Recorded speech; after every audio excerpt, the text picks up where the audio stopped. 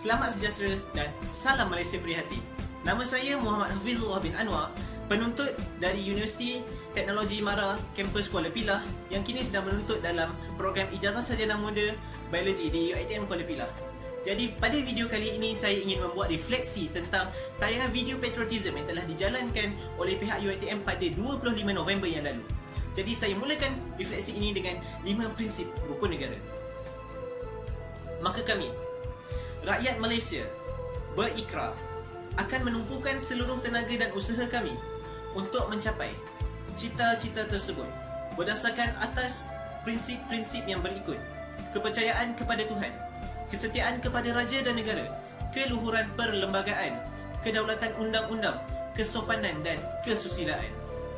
Demikianlah 5 prinsip rukun negara yang menjadi tunjang bagi setiap rakyat Malaysia di negara ini.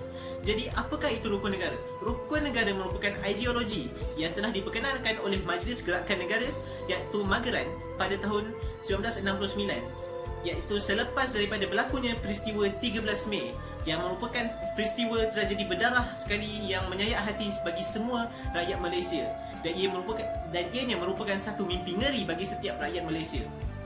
Dan rukun negara telah diisytiharkan pada 31 Ogos 1970 untuk memupuk perpaduan yang lebih erat dalam kalangan rakyat Malaysia. Terdapat 5 juga objektif penubuhan rukun negara. Yang pertama, mencapai perpaduan yang lebih erat dalam kalangan masyarakat. Kedua, memelihara satu cara hidup demokratik. Ketiga, mencipta satu masyarakat yang adil di mana kemakmuran negara dapat dinikmati bersama secara adil dan saksama. Keempat, membentuk satu sikap yang liberal terhadap tradisi kebudayaan yang kaya dan berbagai corak. Dan yang terakhir, yang ini kelima, membina sebuah masyarakat progresif yang akan menggunakan sains dan teknologi moden. Jadi rukun negara merupakan tunjang bagi setiap rakyat Malaysia. Setiap daripada kita sebagai rakyat Malaysia wajib berpegang teguh kepada rukun negara. Mengapa? Kerana bagi mengekalkan perpaduan, rukun negara harus kita patuhi. Kita tidak ingin peristiwa 13 Mei berlaku semula. Kita lihat pada masa kini di media sosial unsur-unsur perkauman, kata-kata yang bersifat perkauman ataupun kata-kata yang menyebabkan kebencian terhadap sesuatu kaum sudah semula dilemparkan oleh segelintir rakyat Malaysia. Hal ini merupakan satu yang amat menyedihkan dan juga mengecewakan kerana ianya boleh menyebabkan kepada berlakunya semula peristiwa 13 Mei, iaitu mimpi ngeri dan juga peristiwa berdarah. Jadi semua rakyat Malaysia sepatutnya mengelakkan pergaduhan yang berunsur perkauman, kata-kata yang menyebabkan kebencian terhadap kaum. Kita tidak ingin keamanan negara kita ini dicemari semula.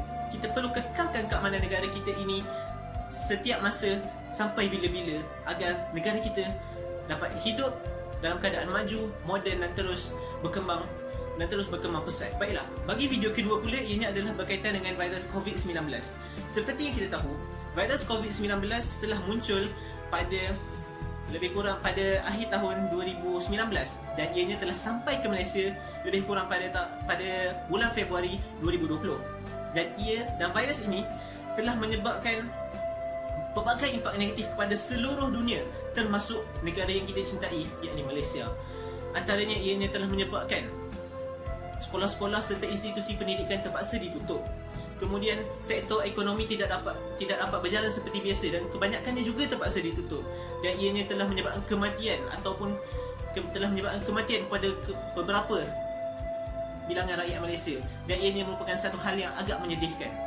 Jadi kita lihat, kita tidak ingin virus COVID-19 ini daripada terus merebak dalam negara kita, dan kita harus perangi virus ini habis-habisan. Oleh itu, kita harus patuhi SOP yang telah ditetapkan oleh kerajaan.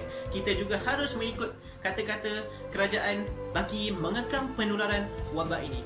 Kekalkan jarak, penjarakan kita ketika kita keluar di rumah, dan sentiasa menggunakan pembasmi kuman di tangan, dan juga pakai penutup muka ketika kita berada di khalayak umum, bagi mengelakkan daripada virus ini terus merebak.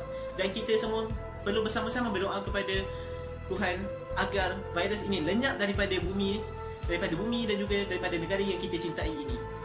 Sama-samalah kita menyokong Barisan Harapan negara kita dalam mengekang daripada wabak ini terus memberi kesan yang negatif kepada negara kita dan juga dunia. Semoga satu hari nanti wabak ini akan hilang terus daripada dunia, insya-Allah. Jadi itu saja daripada saya, Muhammad Hafizullah bin Anwar. Sekian, terima kasih.